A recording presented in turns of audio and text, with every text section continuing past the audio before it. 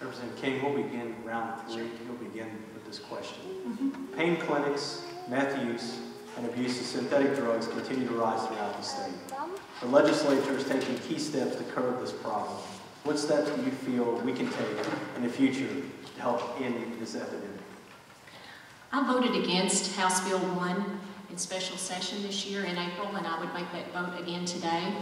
I've been criticized for that as well, and I'm glad you brought that up. I just happen to have with me page 34 of that bill, and I'm just going to quickly read section 17, subsection 5, which says, "It is the intent of the General Assembly that this section shall supersede any other statute, specifically including agency-specific statutes to the contrary, and in the event of a conflict, this section shall prevail." Taken word for word, which in a court of law it should be able to be, House Bill 1 would supersede any statute in the Kentucky General that has been passed and in the Kentucky General Assembly and in our laws, KRS statute. So that is one reason I voted against that. We have heard it is causing a tremendous strain on our doctor and patient relationship. A lot of folks are being denied medications, especially pediatric patients and senior citizens in nursing homes. It's just a terrible, terrible mess. I know we're going to have to tweak that in January in the 2013 session. And also, we received that bill 90 seconds, 120 seconds, literally, before we were asked to vote on that. So we do need to address that problem and look forward to doing so in the 2013 session. Thank you. Would you like me to repeat the question? Yes, I would. Pain clinics, meth use, and abuse of synthetic drugs continue to rise throughout the state.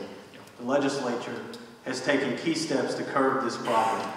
What steps do you feel we can take in the future to help end this epidemic? Well, the bill that she's talking about, I voted for it. We got a problem, people. You don't think we got a problem in Anderson County or Mercer County with drugs and meth? Then something's wrong. We got a big time problem. Read an article in the paper, I think it's yesterday morning, it's Courier Journal, talking about how many pill mills have already been shut down and how many more will be shut down. Is it a little bit of an inconvenience? Maybe. Yes, it is. But when my kids were young and we had things in the house that might be harmful to them, we put them up under lock and key. If I lost the key, it might have been a little bit of an inconvenience for me. But yet still, you handle the inconvenience to take care of the problem. Now, one more thing. I take a look at all of the bills that come out. I read them.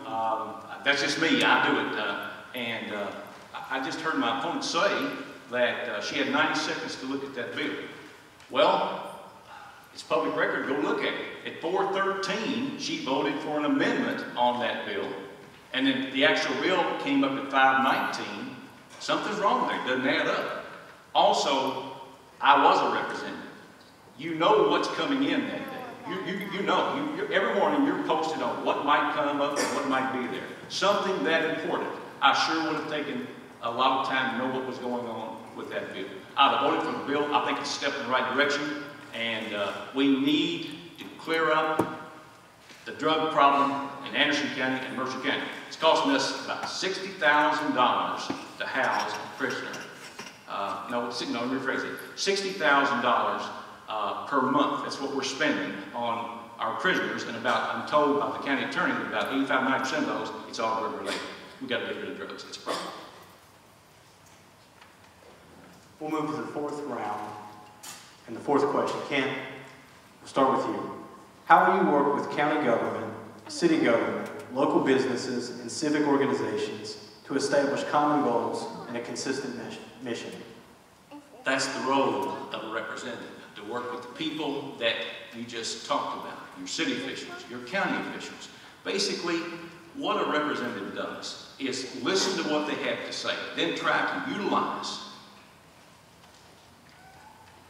what is there that I can utilize to help those people get what they need. It can't be done. You can't be a successful representative if you don't work with your city, your county officials. You just can't do it. Number one, you don't know everything that's going on. It's these people that let you know what needs to be done. That's the way it is. You know, you can't, there's not that many opportunity out there by itself without you having the help of these people. I can work with anybody. I have. That was one of my strengths as a representative. I worked with both sides, Republicans and Democrats. I worked with county judge here in Spencer and in Mercer. I worked with Mayor Baker. I worked with the mayor in Harrisburg, and I also worked with the mayor in Taylorsville.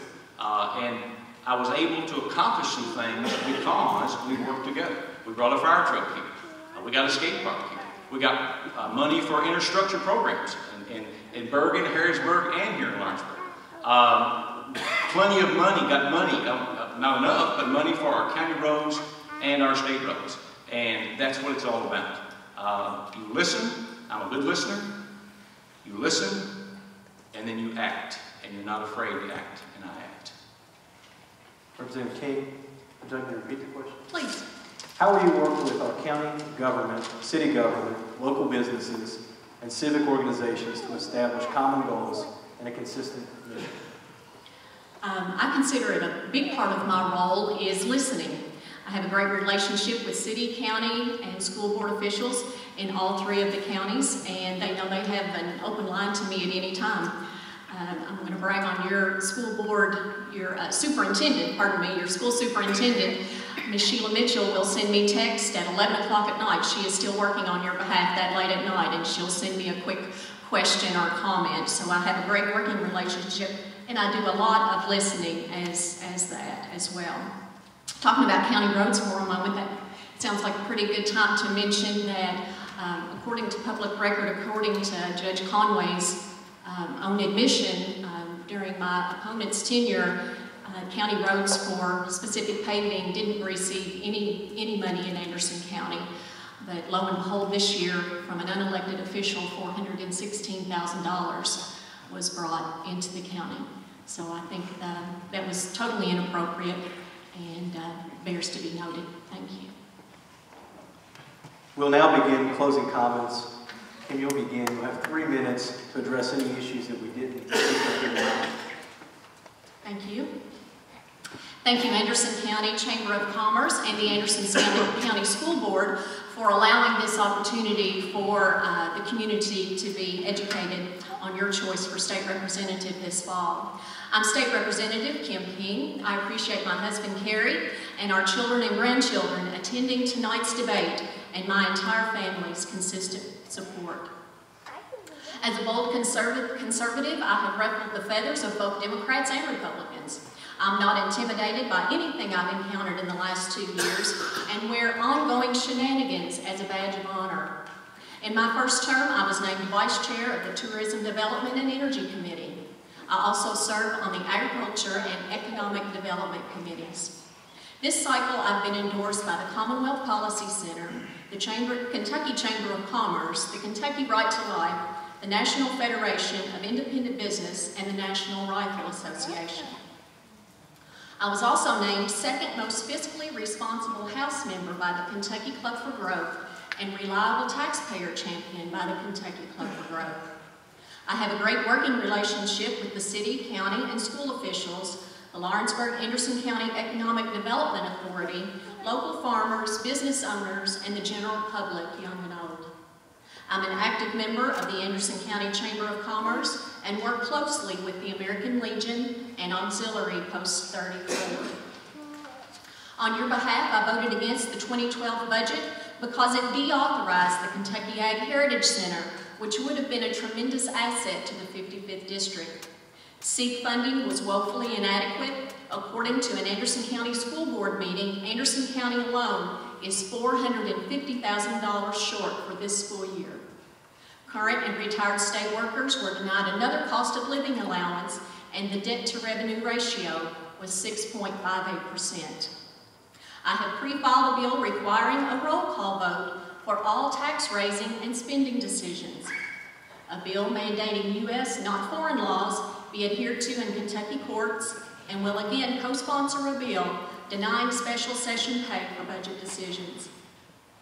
In 2011, I donated my gross pay, even after paying taxes, to the American Red Cross. and to the Kentucky Right to Life last year and the American Red Cross this year to replenish their resources following the devastating March tornadoes which caused significant damage, including damage in Alton. I fully anticipate being in the majority in January.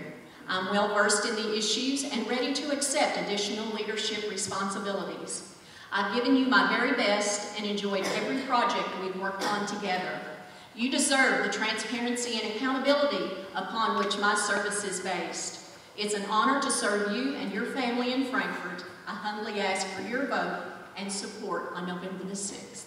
Thank you. You have 3 minutes. Thank you. I apologize to you all. I didn't list everybody who's endorsed me, or I don't have a real big speech plan. I'm just going to tell you the way it is. 2009 to 2010, I was your state representative. I didn't wear a name tag every day. My wife didn't wear one either. I didn't have a license plate that said House 55, lights up at night. I didn't campaign at weddings, didn't campaign at churches, and I didn't campaign at funerals. I didn't attend every ribbon-cutting ceremony from here to there so that I could have a picture made and put in the paper. And I'll tell you why. Being a member of the House of Representatives is indeed an honor and a privilege. It's not about me, people. It's not about me. It's about you. It's about children. It's about senior citizens. It's about common, everyday folk that are trying to make a living. Our children deserve opportunity. Our senior citizens, we seem to have forgotten all about them. Just yesterday, I heard that the Rainbow House here in Lawrenceburg is in danger of being shut down. I was at the Senior Citizen Center last week, and the lady there at Open Phillips told me how much they were expecting to be cut. We can't do that. And we got people that are out there with tough economic times trying their best to make it.